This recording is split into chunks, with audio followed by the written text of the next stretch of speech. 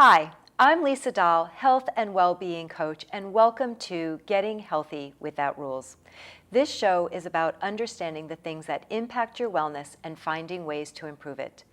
This show takes a non-diet, no-rule approach to health and wellness. Health and wellness is a moving target, and we all have different needs and opportunities. This allows you to take the information that you have to make the best choice right now. It supports you in being present, flexible, and resilient. In addition, I support you in shifting from judgment to curiosity and offering yourself self-compassion. It is time that we are all a little bit kinder to ourselves. As we regularly point out in the show, many things impact our wellness, and most of them are interconnected. Today's episode about health at every size and movement may change how some of us think about health and exercise. While health at every size, also known as HAES, H-A-E-S, is not new, it is an empowering approach to health and wellness, which challenges the traditional weight-centric mindset. Health at every size focuses on body acceptance, inclusivity, and overall well-being. It promotes a positive relationship with movement, embracing joyful and intuitive exercises that nourish the body and nurtures the spirit. Join me today, or us today, as we explore this fresh perspective on body and fitness. I hope our conversation today will inspire you to embrace movement as a form of self-care and empower you to love and honor your body at any size. Today we're going to talk about what is health at every size, also again known as HAES, how movement is different under the health at every size paradigm, what is intuitive movement, and no matter what size body you are in, there is enjoyable movement that you can do to improve your wellness. Be sure to stay until the end for this week's healthy practice about movement. I am excited to introduce today's expert guest, Britt McGrath. Britt is a health at every size aligned, weight neutral, fat positive, anti-diet, queer personal trainer. She owns My Health Matters Fitness, a hybrid women-owned personal training and group movement company out of Western Mass.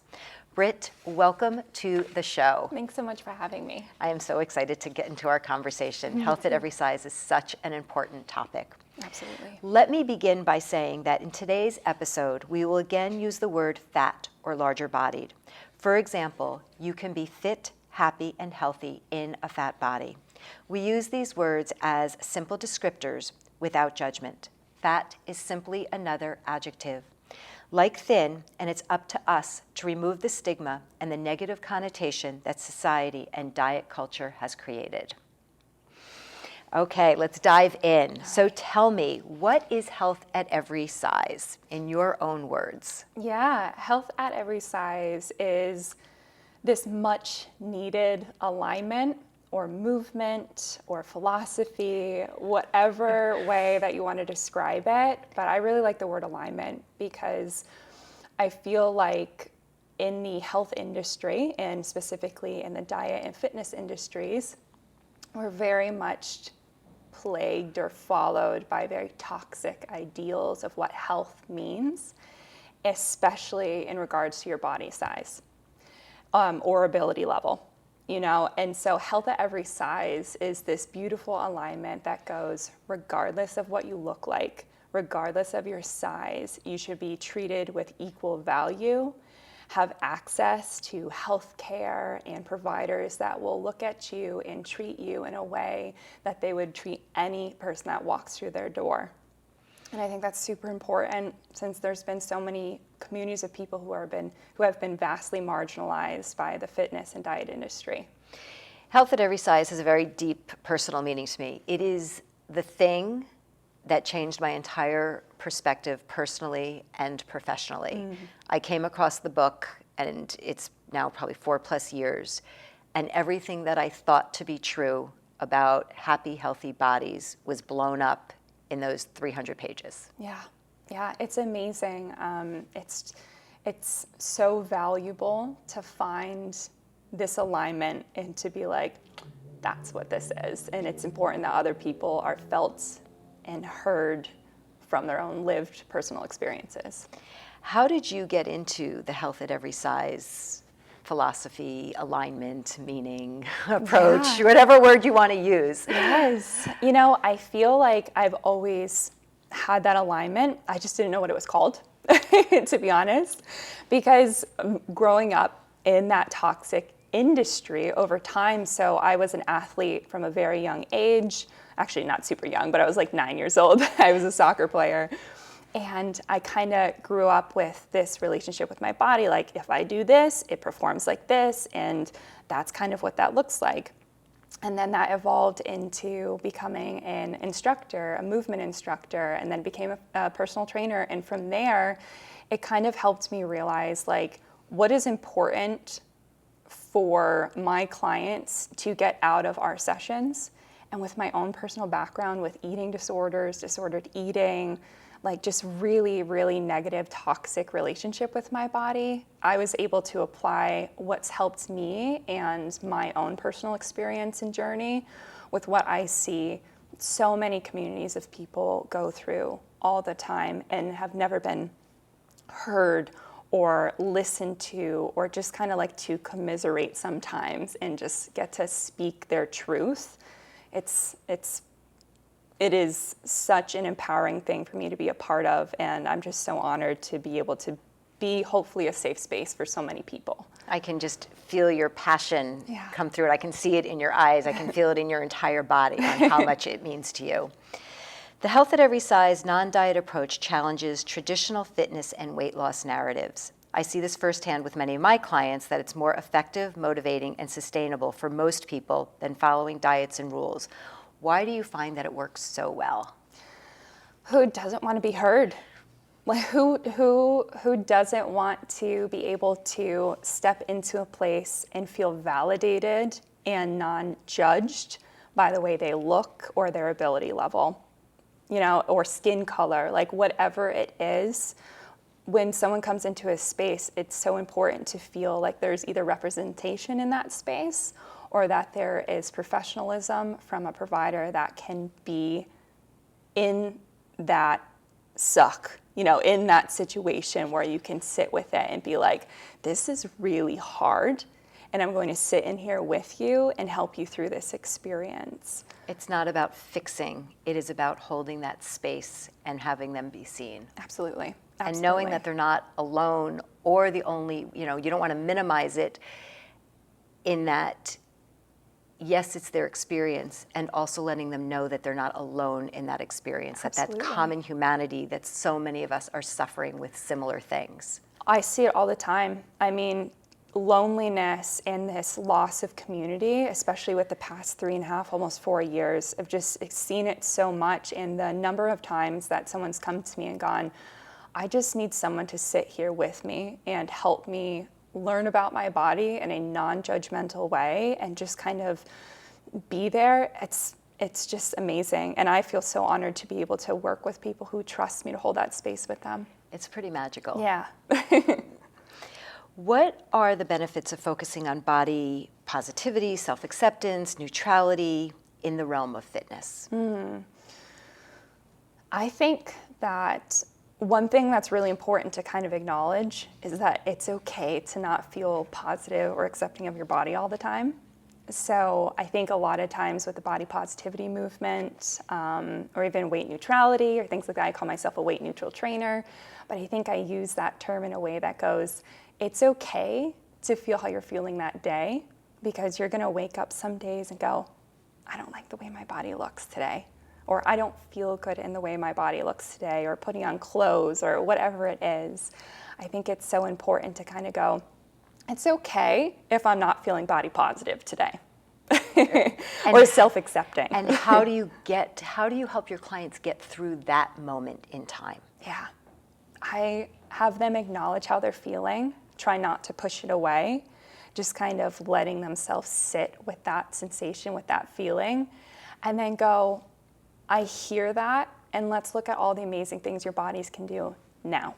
What in this moment can we focus on, bring attention to, and be like, wow, that's so cool that I can do this. Taking away from what the body looks like to what the body is actually doing, your heart beating, your ability to taste, touch, trying to create other aspects away from or in addition to the way that the body looks. Exactly. Yeah.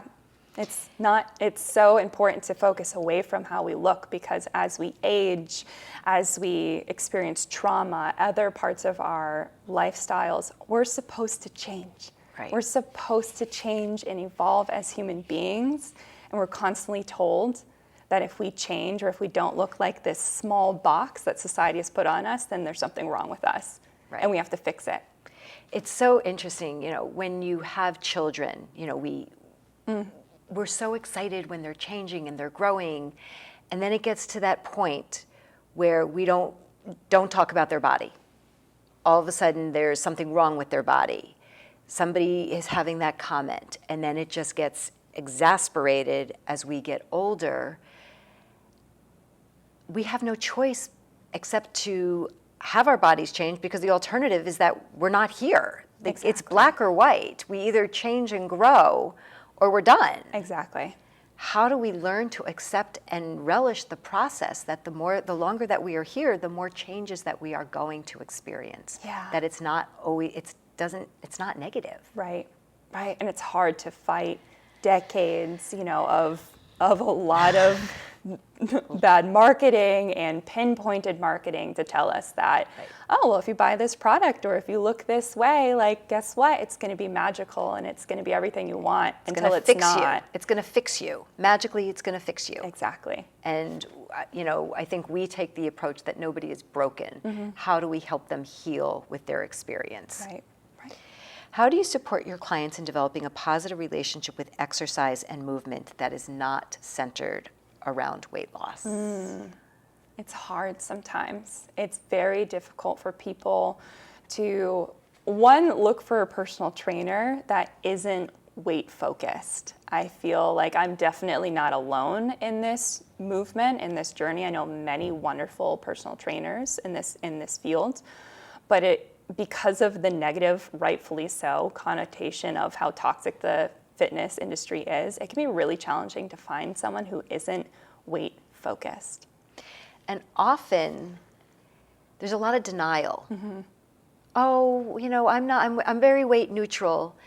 And a lot of professionals are not yet aware of their language. Yes. And it's not done with malice. No. It's done with not enough information. Absolutely. Absolutely. I mean, there's so many times when I came into the field and it was like, I remember my certification was weight loss. Like, there's a whole section about weight loss, or I could take a specialization that was about weight loss. It's so in the field, it's heavily embedded in the field. And it doesn't mean that people are knowingly doing it with malice. Like you said, like, we've all been in a situation in the fitness industry where, weight loss is very much a huge component that we might have helped our clients with. But right. Because of my lived experience, because of how I've navigated this field and the people that I've made connections with to help me see the other ways, especially the HAES Alignment, it's helped me get to where I am today, thankfully. Can you share some examples of non-diet workouts or fitness programs that prioritize overall well-being rather than weight or appearance? Yeah, I mean, there's so many out there. I'll name a few just to kind of like bring it out there for people to recognize and know of. The Underbelly Yoga is amazing, just like this wonderful person, and I believe it's a phone app, just like being able to embrace your belly and making space for your belly and just being in the body that you are in. It's so important to be able to get into yoga positions, even if it's a very much white-centric, thin, privileged, community overall. Right. Current Wellness in Raleigh, I think is how you say it, North Carolina. Okay. Britt is a business coach, fantastic, wonderful person, but they have online classes as well. And Amy Gardner of iMove is very great and has yoga and I believe some strength classes in there as well. Okay, so we will make sure that we put those in the show notes because those are such valuable resources. Yeah, it's important to know other people. How do you address the common misconception that fitness is only for those striving to lose weight? Because often we get clients who are like, I need to start exercising so I can lose weight. Yeah. How do we split that? Yeah, I think it's important to also hold that as a goal for someone too. You know, like even though I don't focus on weight loss readily, finding movement can result in weight loss, or it can result in weight gain, or it can result in weight, neutrality, like nothing ends up actually happening. So I think it's important to go, this might be a goal of someone, and I'm not going to invalidate their experience with their relationship with their body or where they're in their body right now. And I think it's important to sit with them in those moments and just be very upfront with going like, okay, if we find movement, you might experience weight loss. And I know that your relationship with your body has probably led to this moment, and just kind of trying to navigate that, either trying a million diets or this get fit quick, method of, spot reduction, all that kind of stuff, right? that gets thrown around, burn How fat, many times can you do this muscle. exercise so that it's going to fix this piece of your body? Exactly. Good luck with that. I know. It's we just try. so all misleading. And I think it's important for me to be very upfront with my clients to go, this is what I am happy to provide. If you're looking for other resources, I have a network of HAES Aligned providers that are very knowledgeable with their scope of practice outside of my own. But I can help you with finding functional movement, intuitive movement, things that help you feel empowered in your body, but to also acknowledge like there might be some shifts and changes in your body as well. How do we bring that desire to be intrinsic versus that outcome goal? Exactly. Because there's so many other benefits. How do we expand what the benefit could be so that that's not the thing that hinges on success? Right. Because often when we don't hit that success, somebody will throw in the towel. It didn't work. Yes. Yes. I'll let you talk to Yeah, that. I see that all the time. I mean, I very much see that all the time, especially I grew up, I have a beautiful family and everything, but I've seen that time and time again with like the newest fad diet, or if I worked out for a week or things like that. Like it's not to minimize the experience of someone, but it's also just the really crappy, toxic knowledge that's placed out there by the fitness and diet industry that makes you think that you see this Instagram model, right? And they go, well, if you just follow my fitness plan or you eat like me, this many days a week, you're going to look exactly like me. No. How about genetics? How about all of these other factors that can Food be applied insecurity, for it? what your socioeconomics Yes. are. It's not just calories in, calories out, Yep. or exercise this, exercise that. Exactly.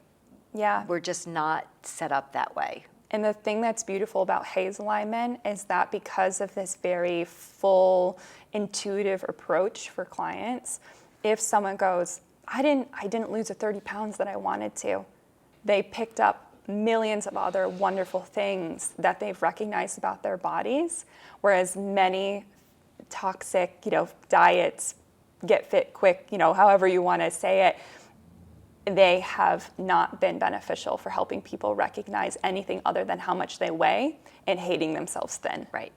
It's the acknowledgement. Yeah. Understanding that there are other benefits Yes. other than the number on the scale that we believe does not determine your ability to be happy or healthy. Absolutely. Absolutely. So tell me, what is intuitive movement and what role does it play in your training? Yeah, intuitive movement is like what I do. What is it? Yes.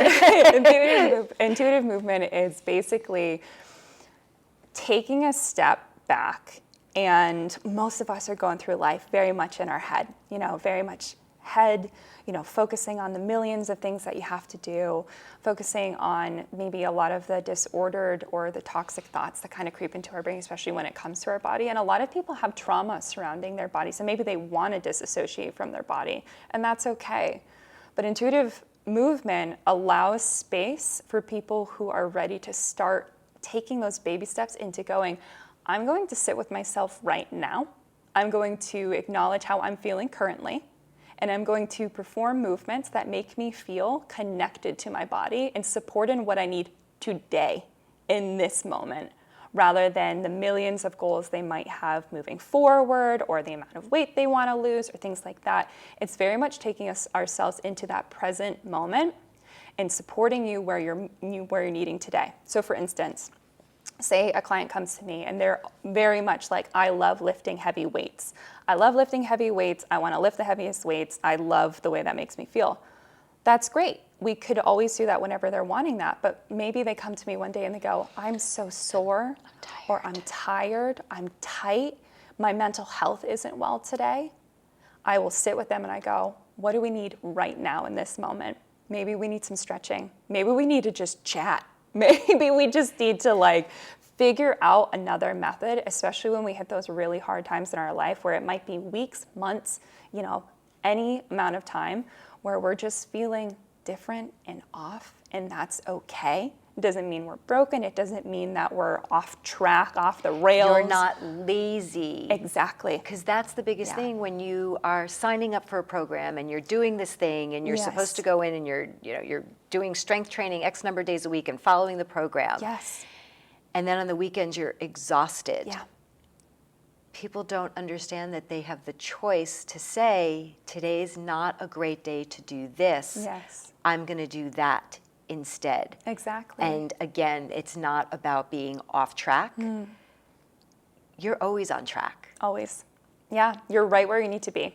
And it's this trial process where you might start. And here's the thing too, you could always try these other programs and stuff, but guess what? Each time you go through it, you're gonna learn something different about yourself. So it's not that those other processes are bad or malicious or whatever it is. There is information to be gained from every experience you've had leading up to this moment and just learning more about what you need to be supported in. How do you take the challenges and turn those into gifts and opportunities? Exactly. How do you foster a supportive and inclusive fitness environment that celebrates diversity and body acceptance? I think it's so important. I mean, I live in the body that I live in. I have the lived experience that I do, but hiring employees that have lived experience or a representation of marginalized communities outside of my own, very important, because I can only speak to what I know. I am not supposed to be the voice for millions of people if I don't have that lived experience.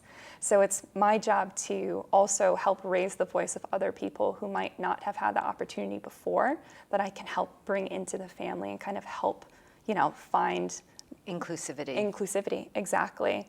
And just, I think just breaking the concept that fitness is always this thin, white ideal. Exactly. And having representation either on your website or social media or just talking about it is just huge. It's massive. How do you address concerns about health and fitness when it comes to body diversity and size acceptance? That's hard. It's still something that I'm learning all the time, because I think that there is a need for always humbling yourself with an experience. I don't know everything right now, but I'm sure happy to learn and learn from my mistakes and kind of like navigate this process, because I think that's the beauty of this too, is it's going to evolve and change so that more people feel like they're seen and heard. And this field is changing so rapidly. Yes. That what is true today is not necessarily going to be true tomorrow. Exactly. And to be able to have that understanding, to know that it is your right to question it. Yeah. Oh, 100. Please question it. Please do. How do we get out of that sheep mentality? Because we have all this information saying this is the way it's supposed to be, this is what your body's supposed to be, that whole litany. We lose sight of the fact that we are actually able to, when we empower ourselves to question, is this true, and is it true for me? Yes. Yes, because what's true for one, like take the fitness Instagram model again, right? What's right for them? And maybe that's right for them right now, and I'm not going to shame them to be where they are right now, because that's where they are on their journey, right? That's where they are. It's the looking at them and going like, they've got it figured out. No. Yeah, none of us have Nobody it all has it figured out. Nobody does. And that's the beauty of it. It's unfortunate that we have to go through a lot of really hard, traumatic things sometimes to get us to where we are. But that's also where the community of HAES Alignment and meeting with other providers or like-minded people who either look like you or understand and can sit with you in those moments is so valuable. It makes such a difference. Yeah. What would you say to a potential client who is in a fat body filled with guilt and shame and afraid of judgment and getting started? Yeah, I think it's important to just kind of like sit with them with where they are and just acknowledge everything that they've brought them to that moment. Through. Exactly. What brought them to this moment?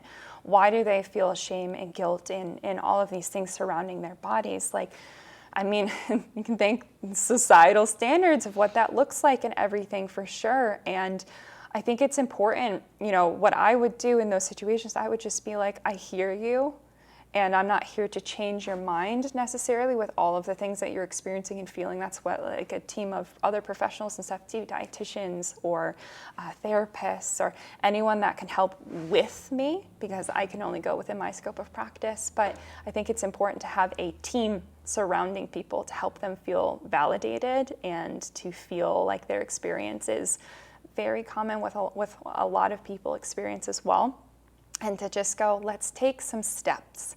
We're not small steps. Small. The fact that you are here having that amazing. Conversation is probably one of the biggest steps you're ever going to take. Yes. I love the authenticity when people start to open up to me. If they cry, I'll cry with you. Like, I'm very much a crier. And so, like, if someone is emotional about their experience, or even if they're not, like, I love when people can be super authentic and just show me what they've been experiencing and go, I hear you, I see you. Here, just you showing up is the first step, and let's take just this another little step here. What do we need to do? And keep taking those steps, and it might go like this, and it might go like this. And that's okay, because that's where it needs to go.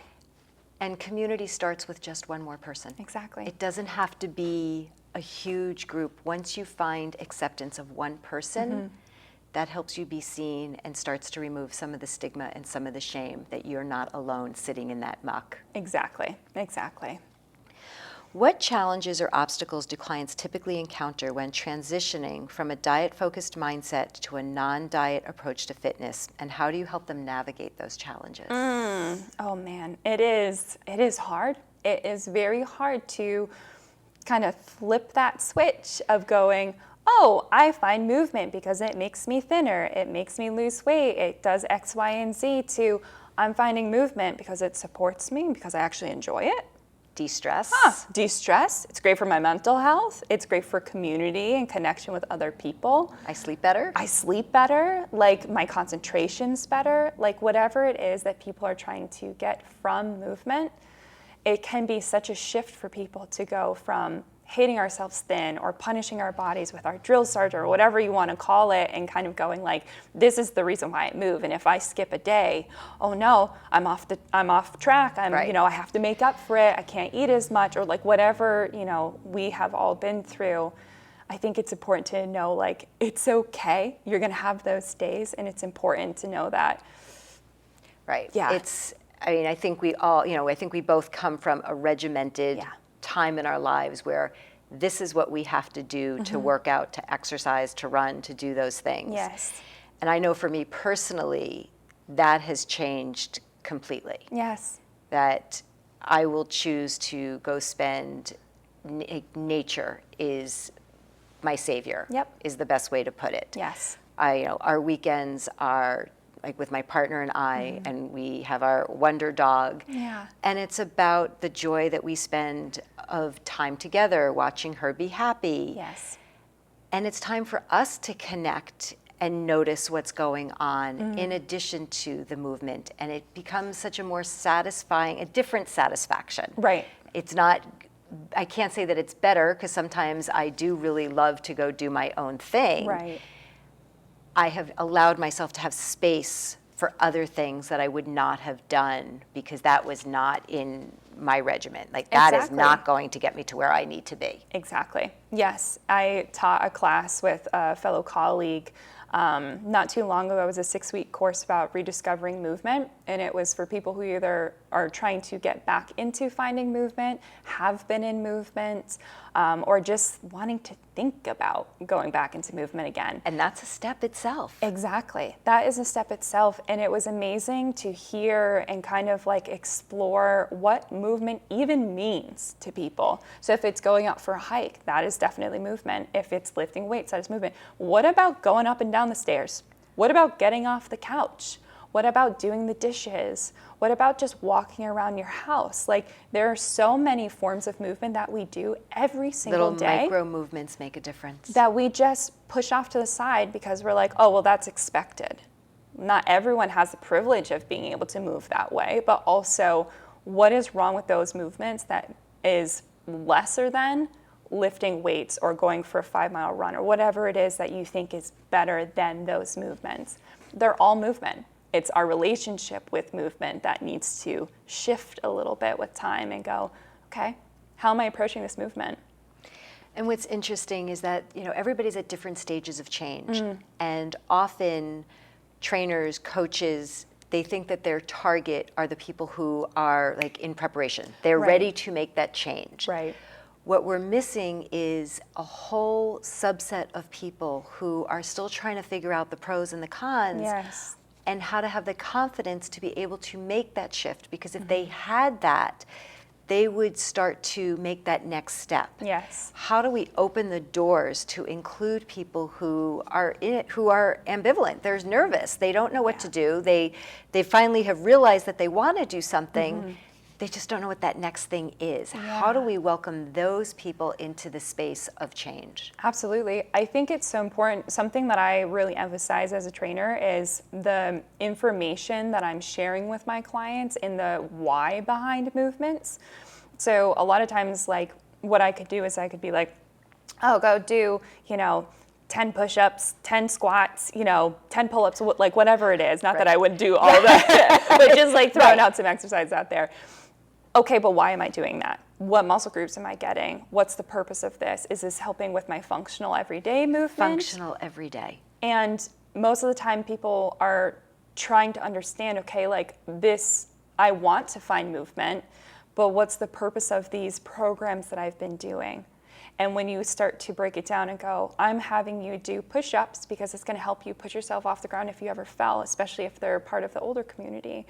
Like, there is no right way to find movement, and there should be a knowledge base and understanding of why I'm doing this movement, what muscle groups are helping me be supported in this movement, and how is that going to be applied to my everyday functional, because that's so important, our longevity. It's the why. Yes. And do you have young children or do you have grandchildren? Right. Do you want to be able to get onto the floor? Because if you do these things, Yep. you may not lose weight, and you will be able to perform the activities that are going to give you a richer, fuller experience. Exactly, because that should be why we find movement in the first place. Not We because forgot the want to be basic thinner. reason why. Exactly. Exactly. To survive, to have a rich, full life, rather than being like, oh, I look just like this, Instagram model right now. But guess what? In a year, that standard's going to change, and you're no longer going to look like that. And also, you're going to have to drastically change in ways that your body probably can't do or should safely do. Safely. Yeah. And acknowledging that our bodies do change, and what our bodies can do yesterday doesn't mean what we can do today. Exactly. And vice versa. I mean, we are perfectly, I'm going to say healthy, sitting here right now. Right. We don't know what 10 seconds from now is going to bring and what our abilities are going to be. Right. How do we bring in what our abilities are and to be the best that we want to be? Right. We don't have to listen to what anybody else wants. It's about what is important to us and the Yes. change that we want for ourselves. Right. And to go back to, as far as talking about like what it means if someone who lived in a fat or a larger body size compared to someone who comes in with a thinner body or something like that, like our definition of health is going to be so different because someone who lives in a thinner body size, so many years ago when I had my eating disorder, people would look at me and go, wow, you're so healthy, like you lost so much weight, like you look great. I'm like, thanks, I'm starving myself. Like, thanks, I am in an active eating disorder and I'm working out multiple hours a day to look this way, and it's not sustainable. Whereas the same thing can happen for someone who lives in a fat or a larger body size. They can also have that eating disorder, and even if they don't look like they would have a typical eating disorder, still just as valuable. One of the things that I always talk about when I'm with almost anybody, how detrimental that comment is of, oh, wow, you look amazing, great, whatever it is. Because just like what you had said, we have no idea if we are praising somebody's eating disorder, they're grieving, they're having some sort of struggle, stress, and it keeps that person so stuck. Yeah. And I know from personal experience, because then you get into that trap of, how do I make a shift? Because everybody is watching. I am that person who is XYZ. Right. And then all of a sudden, you're not that person. And it comes with a whole lot of mental gymnastics on how to show up next time when you are in a different body. Yep, exactly. Exactly.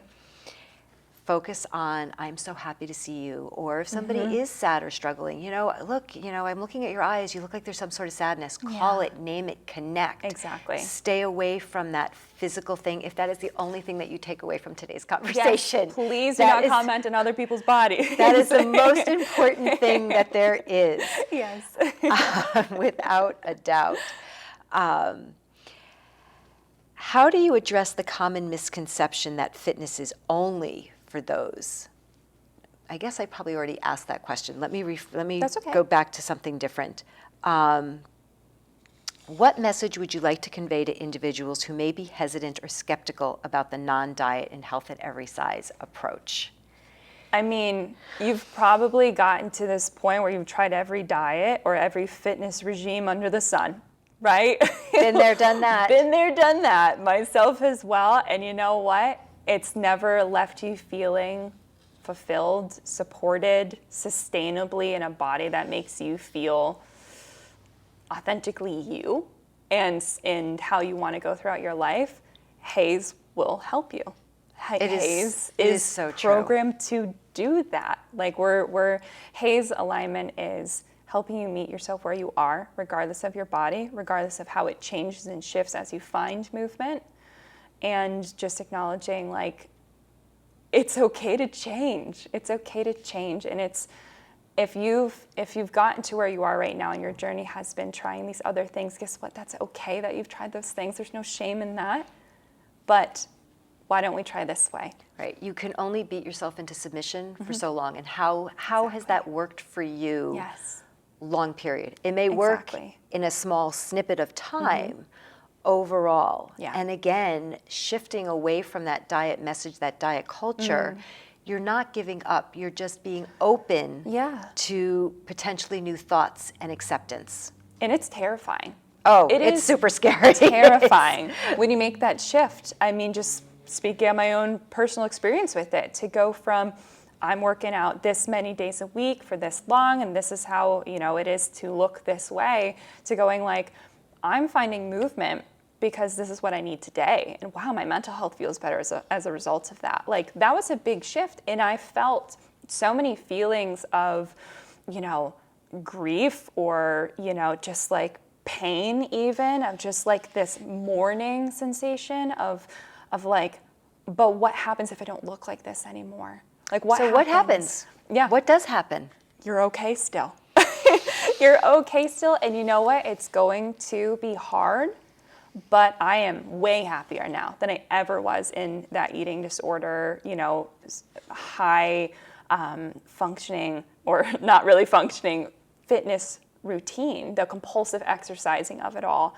If I could tell myself when I was younger that I was going to be okay and that I am going to be happier and I actually can think of things other than how my body looks and just is and food, I mean, I would go back instantly and just tell myself. But I'm also grateful for the journey I've been on because it's led me to where I am.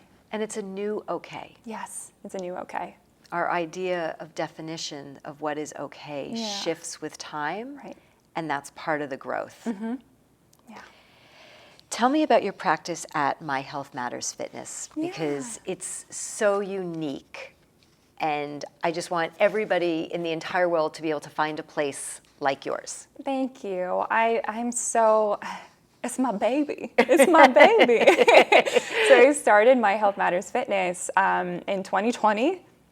Prime time. Prime time, like right at the beginning of the pandemic, pretty much. And, I started it virtually and got it to where it is today, where it became hybrid. And I'm actually going to be opening up a studio very soon in October in Hadley, Massachusetts. And I'm just so excited to be here today. So as I'm queer, so it's queer owned, fat positive, weight neutral, anti-diet, HAES Aligned. All of my employees are HAES Aligned as well, and we offer services that are accessible for all bodies coming into that space. And it's a space, hopefully, for people to be able to come in and go, regardless of age, skin color, accessibility, if they're disabled or not, body size, you can come into that space and find home in any service that's provided. So personal training, small group training, if it's specialized or not, or large group movement spaces like spin or TRX classes, cardio kickboxing, dance, yoga, like oh my gosh, yeah, is everything. Everything. and I love the word home, a place that you feel safe, you feel accepted. Yeah. You show up as you, like you don't have to put on that happy face or that, who I'm supposed to be when I walk out the door. Yeah. That you want them to feel as if they show up at who they are, whatever space they're in. Yeah. And will it be hybrid? Will you have It'll virtual? Still be hybrid. So Yes. anybody, anywhere will have access. Yes. Yep. Exactly. Super Very exciting. I didn't want to get rid of that hybrid because, it's important to do that, especially for people who are immunocompromised, or maybe they don't have access to a transport to be able to come to this space. Maybe they just don't feel comfortable finding movement around other people, but also people who are from different parts of the world, the country. The world, not even the country, the world. You're thinking big.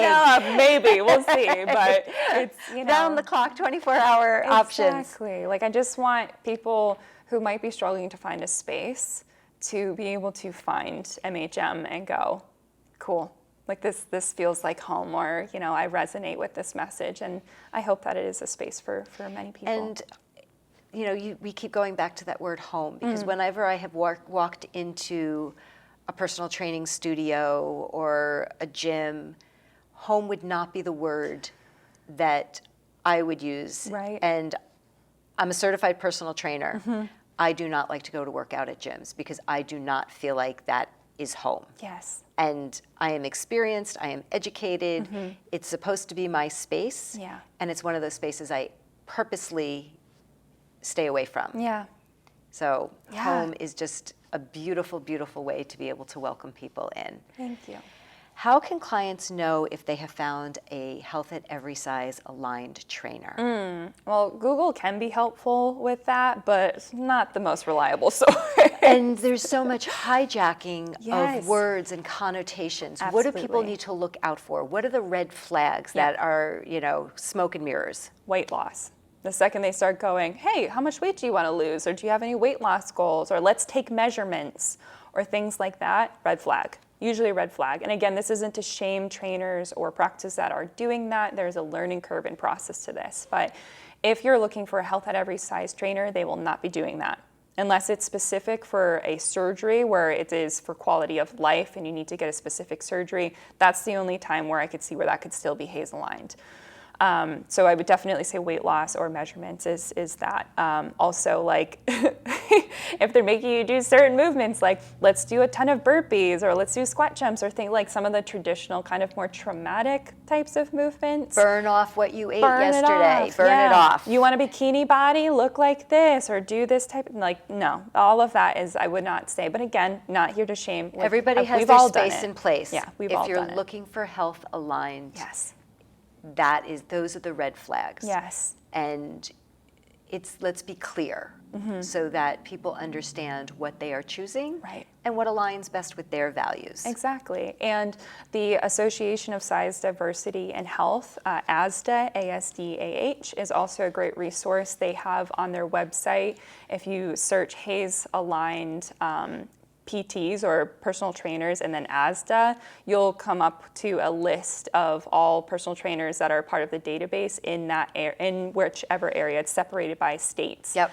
So they are a great resource for that. Perfect. as well. I will remember to put that resource Yes. in as well because that's super valuable. But selfishly, I'm saying, forget that list. They just need you since you're accessible Yes. virtually and in Western Massachusetts. Before you tell us about this week's practice, are there any other words of wisdom you would like to share or how we can create a balance between fitness, movement, and what we eat? I think it's just important to work on not judging ourselves every day. And regardless of what that looks like, if it's through movement, if that's through what we've eaten, of being surrounded by family that might be a little more fat phobic, or things like that, just kind of like meeting ourselves where we are so we can be our own understanding, and also not being afraid to reach out to providers and other people that can help you in those moments, because you can't do it by yourself. We're not meant to do it 100% by ourselves. You can't. And I know from my own personal experience, if my partner was not as accepting as he was, I would never have been able to break up with my diet. Yes. Never. Yes. Like, I can't imagine coming to that realization on my own. I could have read all the information. Having education and information and support and connection is where the magic happens. Exactly. It's so important to have a team of people, regardless of how big that team is. That the size You can have a team of one. Exactly.